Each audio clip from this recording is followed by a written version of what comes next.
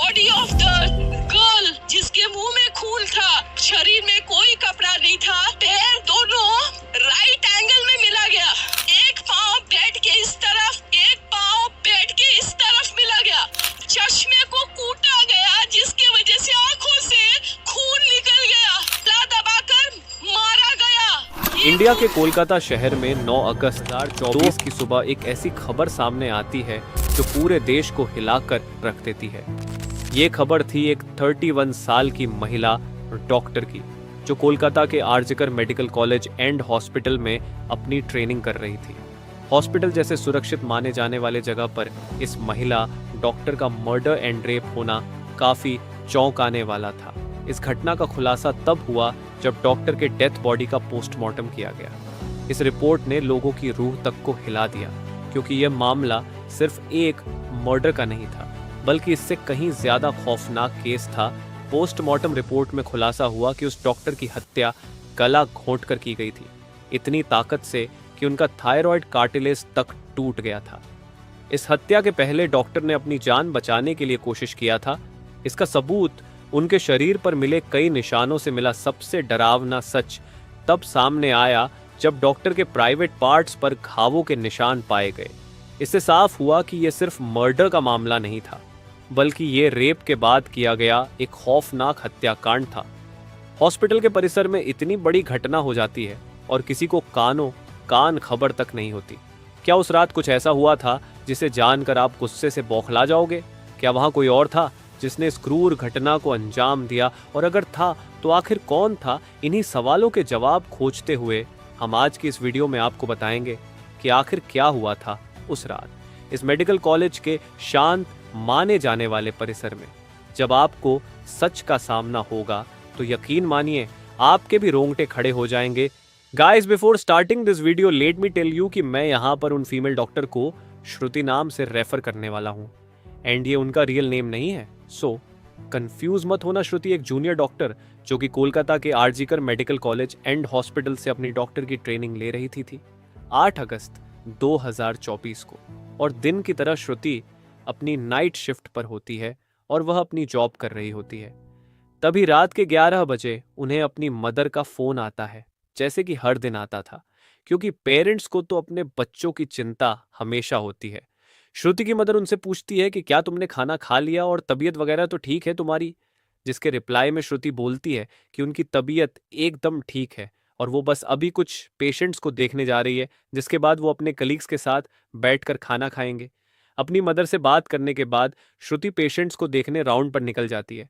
सारे पेशेंट्स को देखने में और अपना काम खत्म करने में श्रुति को रात के 2 बज जाते हैं, जिसके बाद वो अपने कलीग्स के साथ जाकर हॉस्पिटल कैंटीन में ही बैठ जाती है, जहां मिलकर ये लोग अपना खाना भी खाते हैं और साथ साथ थोड़ी बातें भी करते हैं।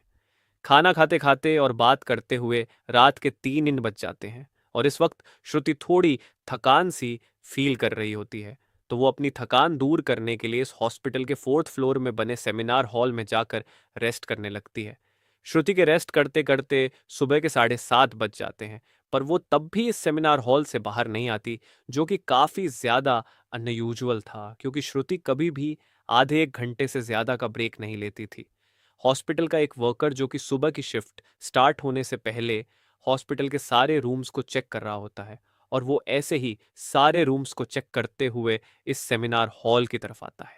जैसे ही वो सेमिनार हॉल के बाहर आकर उसका गेट खोलता है, उसकी आंखों के सामने होता है एक भयानक नज़ारा, जिसे देखकर वो बहुत जोर से चीख पड़ता है। इस वर्कर की चीख सुनकर आसपास के लोग वहां इकट्ठा होने लगते हैं और देखते हैं कि सेमिनार हॉल के अंदर श्रुति की बॉडी बिना कपड़ों के पड़ी हुई है और उसके बॉडी पर कुछ ब्लड के निशान भी हैं। यहाँ खड़े सब लोगों के लिए ये एक ड्रामा से कम नहीं था, स्पेशली दूसरी फीमेल डॉक्टर्स एंड वर्कर्स के लिए, क्योंकि उन्होंने अपनी आंखों के सामने ऐसा नज़ारा पहली बार देखा था।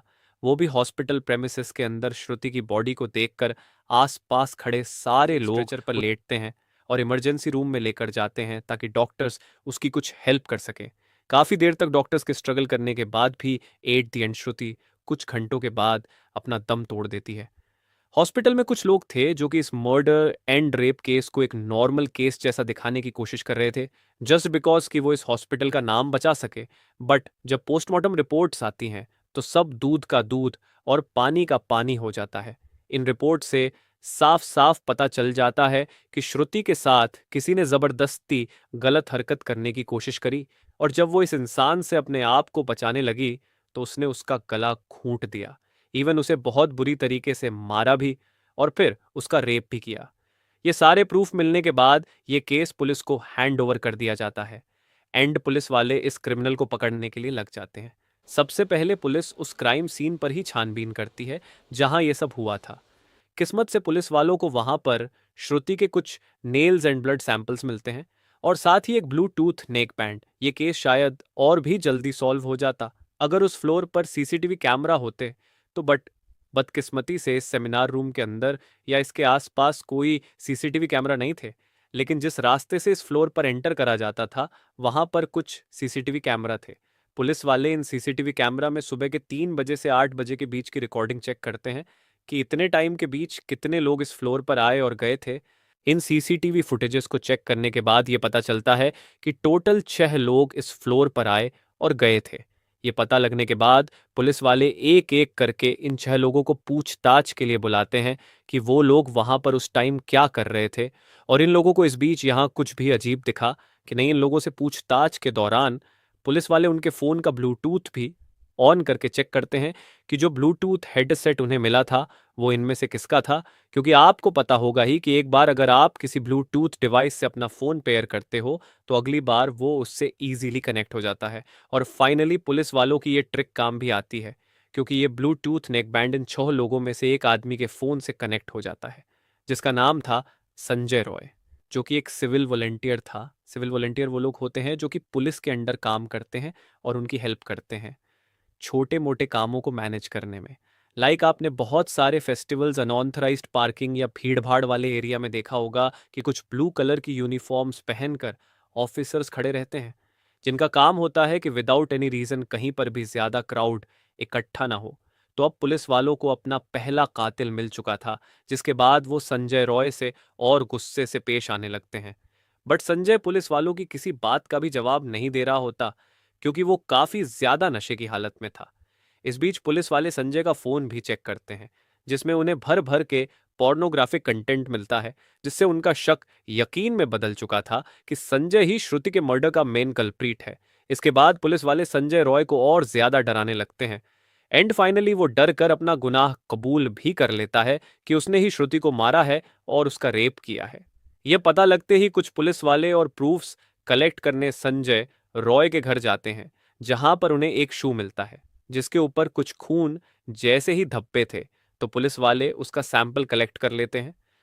थोड़ी और तलाशी लेने पर पुलिस वालों को संजय के घर के बाहर कुछ कपड़े सूखते हुए दिखते हैं, और ये वही कपड़े थे जो कि उस दिन संजय ने पहने थे, क्योंकि ये सब सीसीटीवी कैमरा में कैप्चर हो गया था, जिससे जाहिर था कि संजय ये प्रूफ मिटाने की भी कोशिश कर रहा था।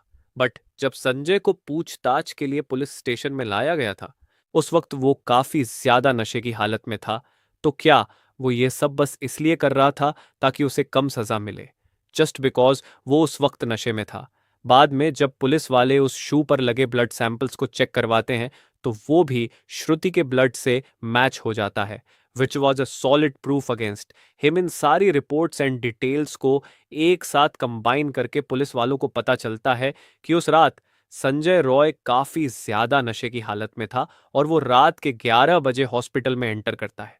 संजय अक्सर उस हॉस्पिटल में नाइट शिफ्ट किया करता था, तो उसे यहाँ की काफी अच्छी नॉलेज भी थी कि कहाँ पर कैमरा है और कहाँ पर नहीं। तो वो आराम से इस हॉस्पिटल के 4th फ्लोर पर जाकर बैठ जाता है, क्योंकि वो नहीं चाहता था कि कोई उसे ज्यादा नशे की हालत में देखे, वरना वो अपनी जॉब से हाथ धो सकता था। 4th फ्लोर पर आते ही वो अपना आराम से सो जाता है। जब उसकी आंख खुलती है तब तक सुबह के 3 बज चुके थे। तभी संजय की नजर श्रुति पर पड़ती है, जो कि रेस्ट करने सेमिनार हॉल में जा रही थी। श्रुति को अकेला देखकर संजय के इरादे बिगड़ने लगते हैं। वो पहले काफी देर तक इस फ्लोर के चक्कर लगाने लगता है, ये कंफर्म करने के लिए कि कोई यहां पर ज्यादा आ तो नहीं रहा। जब उसे लगता है कि हाँ उसका रास्ता साफ है, तो वो 4 बजे सेमिनार हॉल के अंदर एंटर करता है और फिर वहां से 4:45 पर बाहर आता है। इन 45 मिनट्स तक श्रुति के साथ इस आदमी ने क्या क्या किया होगा और वो कितने पेन से गुजरी होगी, ये सोचकर ही किसी का भी दिल सहम जाएगा।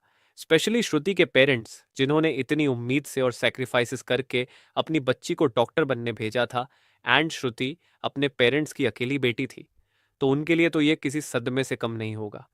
एंड गाइस, ये केस अभी भी क्लोज नहीं हुआ है और 23 अगस्त तक संजय राय को कस्टडी में रखा जाएगा। इस कातिल इंसान के साथ क्या होना चाहिए, आप कमेंट में ज़रूर बताना, और इस केस रिलेटेड जानकारी देखने के लिए चैनल सब्सक्राइब करें। Thank you.